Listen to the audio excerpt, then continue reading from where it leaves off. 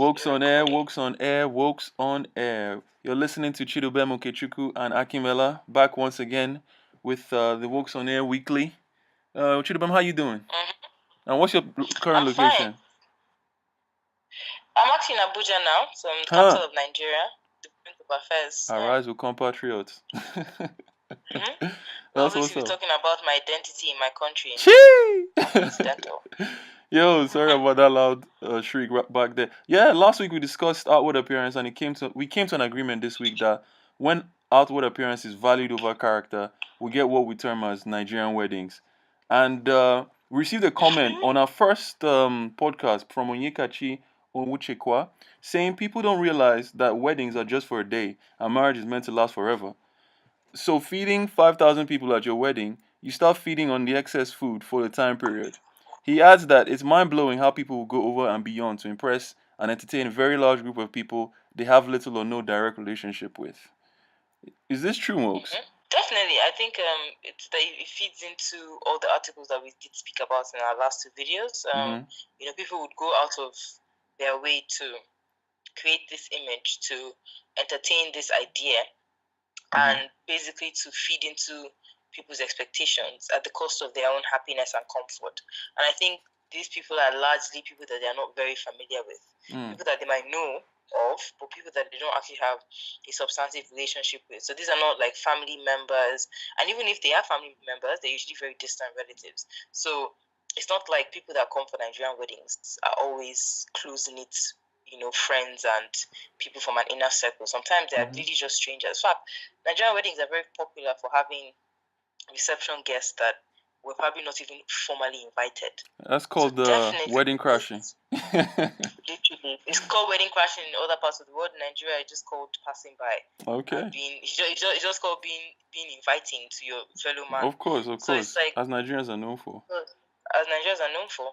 So for a large part of what our viewer has said is very correct, if not everything really, because I definitely do feel that you are creating an impression and you're trying to impress people that you don't really know. In fact, people that you probably don't know enough to class as acquaintances. And it's a bit ironic because then the people that you really do know are not enough to match up for what you've just done. So you've created an impression on more people that you don't know than people that you know, which on an everyday scale just doesn't make much sense. So I think definitely it's very paradoxical, and it feeds into the whole part of outward appearance outweighing substance and intention. But what about that feeding of the multitude of people being an act of generosity? You think that's missed in this? Because if you feed a large group of people who may not experience such a wondrous affair as a Nigerian wedding on a regular basis, that could be seen as giving them an experience, and that's something that people would value, considering that outward appearance is a highly valued, should I say, feature of Nigerian society as we established last week. So it could be seen as a generous act. It could, definitely could, but then I think the premise I was coming from was that the act was not done to elicit the response. So it wasn't actually an act that was made so that a random wayfarer could come in and you could be a good Samaritan to them. It was actually an act that was created to impress people that were decided upon already, people that you already knew were going to come for the wedding.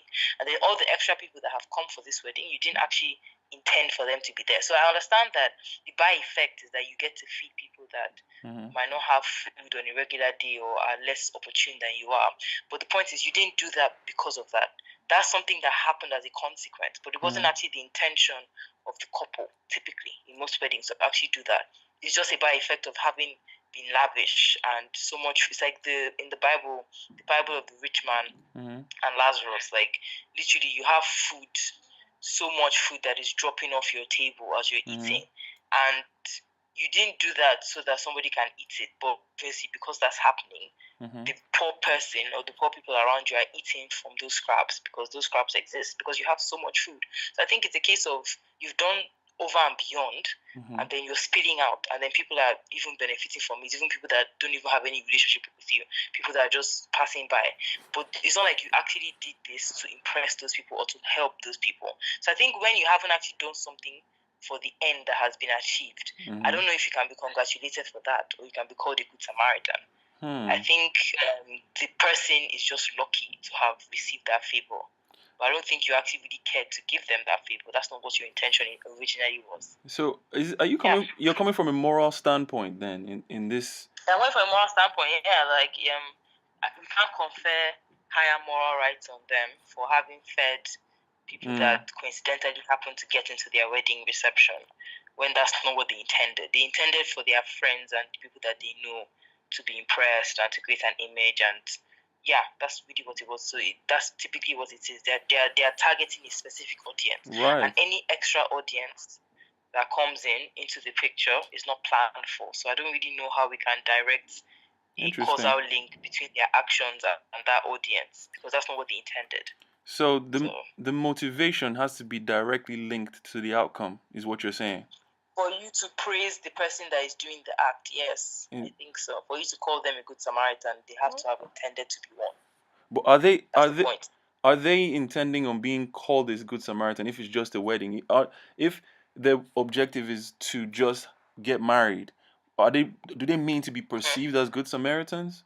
You know, but they don't. No, definitely not.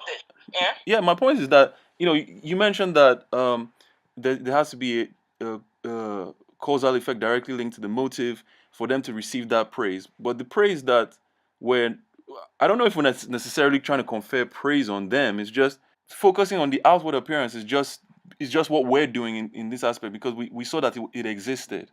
But what if there are other intentions that may not necessarily directly be linked? Because for instance, somebody can plan a wedding with the fact that with a percentage of their mind saying that, okay, a group of people are going to be here that don't necessarily get to experience this the whole day. Should we deny them that praise because they planned that? Because that wasn't their main objective. The main objective was to get married, or that their main objective was to seek outward appearance.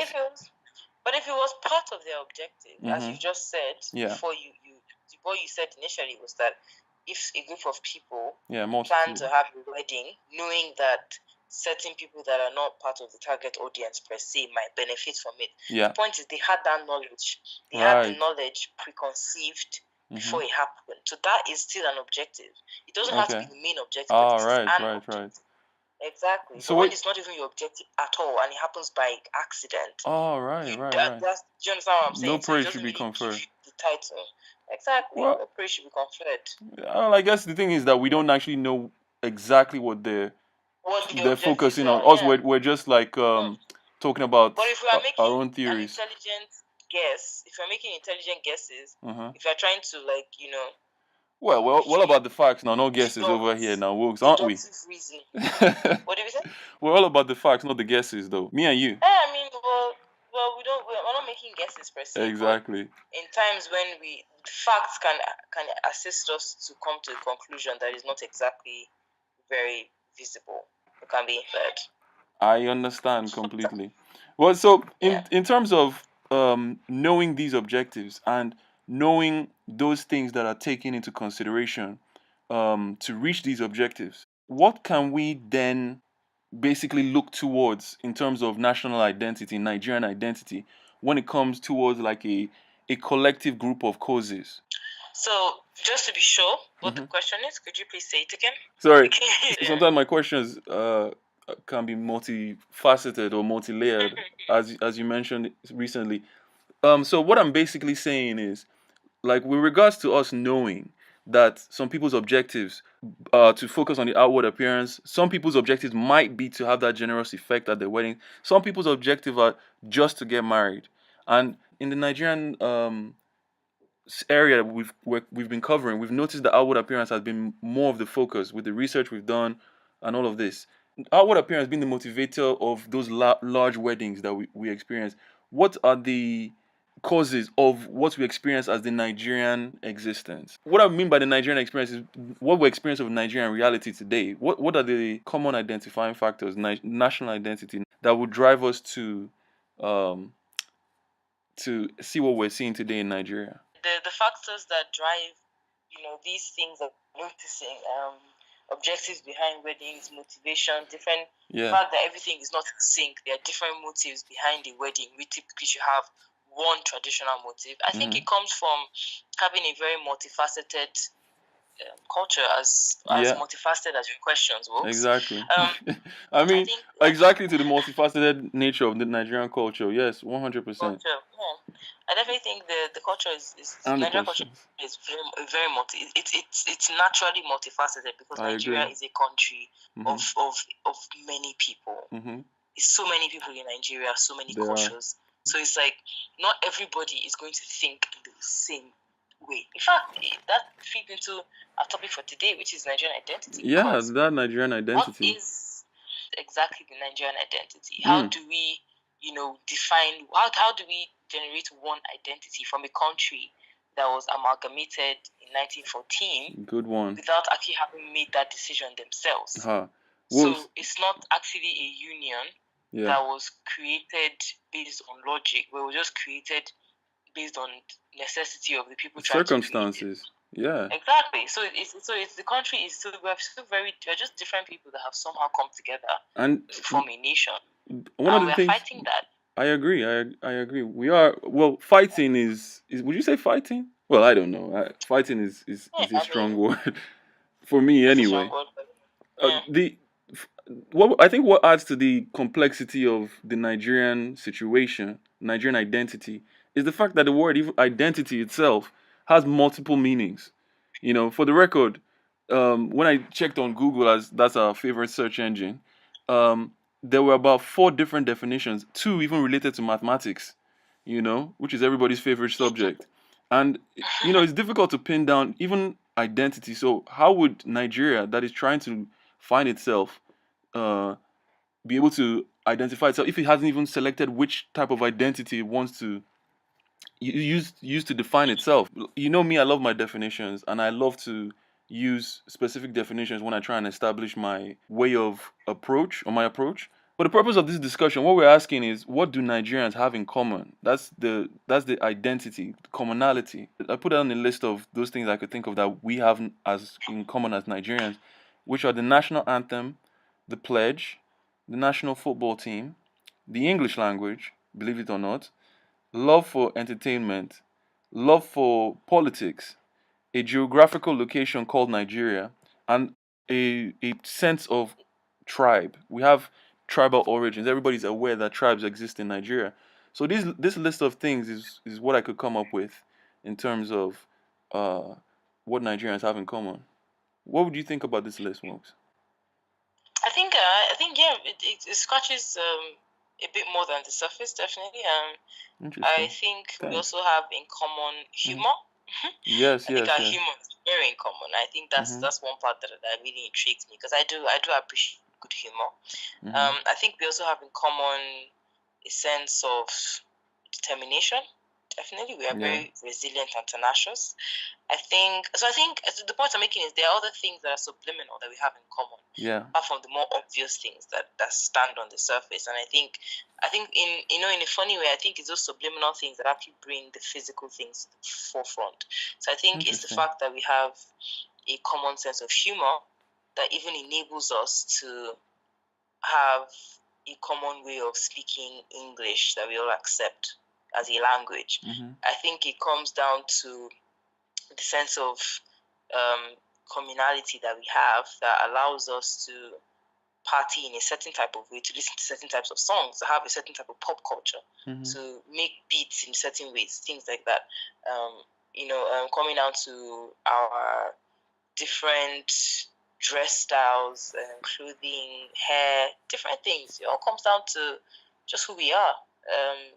Just the basic things that we share in terms of, like the funny and vibrant aspects. I think they all stem from a certain common place. And I think those parts are usually missed out, because that is the only way to really understand the Nigerian identity, to understand just the buzz within the culture.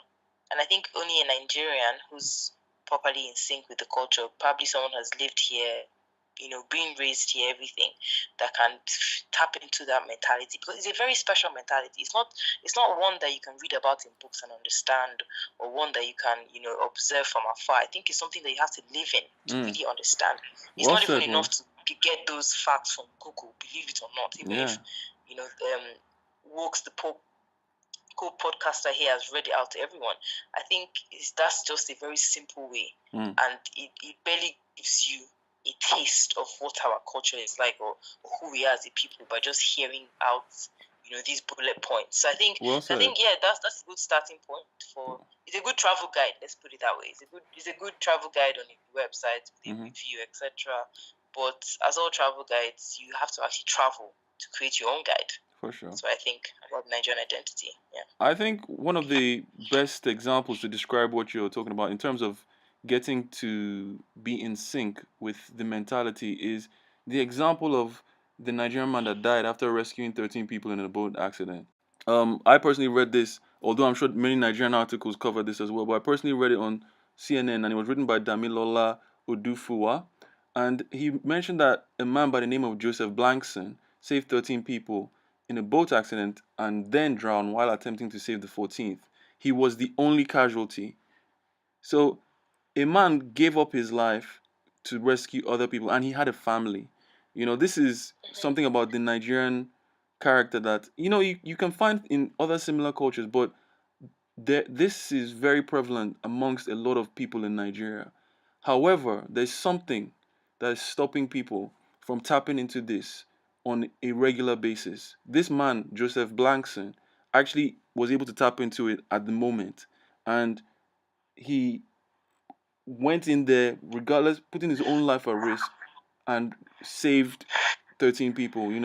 May he rest in peace, and may his family are being thought of, and let all of us put the energy and effort together to try and help his family that lives in his memory, because in our national anthem it says the labor of our heroes past shall never be in vain. This man is a hero, and for his labor not to be in vain, we have to make sure that something positive comes out of this. From this podcast, from everything that we do as Nigerians, it's up to us to make sure the labor of our heroes past is not in vain, and that is also included for all the other heroes that have put their lives down for Nigeria. There are many of them, and there's still some living and some that have left us, but we still honor their memory daily. And I hope that this comes across in a very positive light, because it's just a situation where we need more of these sort of acts, not necessarily risk to this level of risk, but in terms of just the positive effect that it has on the country, on the people around, because it is a very positive thing this man did, and may his family never suffer in Jesus' name. So Jesus' name. yeah, amen. So that's what's up. And yeah, Wokes, I know that was a powerful point, as we have already discussed this powerful point earlier. But is there anything you wanted to say about this situation? I think definitely this situation is very tragic. It's tragic on the side that this is something very powerful that someone has done that they didn't actually have to do. So it's just one of the greatest shows of good, the wonderful, powerful side of humanity. That we are good people. We are definitely good people at the core of us, and definitely as Nigerians, as an added advantage, I think that the kind of society we are raised in enables us and encourages us to be extra kind to the next person, even at the expense of your life in this case. And I think that that's a very good emulation of the Nigerian identity, in the sense that it depicts the part where we are people that will go the extra mile for our neighbor. Honestly, like even at our expense, like regardless of everything that's happening to us, regardless of the circumstances that we're living in, regardless of the detriments that could come our way, in this case, even death on his part. And I think that I do really hope that his family is giving the peace and reconciliation that they can get, because they will need a lot. And I know this is not an easy bit of information to be given to anybody. It's very unexpected. It's the last thing anybody wants. But I think it's very powerful that CNN covered it. I'm very happy that it's gone global because it is important. And I'm happy that, the news reporters are seeing it as important. And to some extent, I'm even wondering why, because it hasn't always been like this. So we don't always get, the news that we want to be reported as quickly as this is something that happened not too long ago.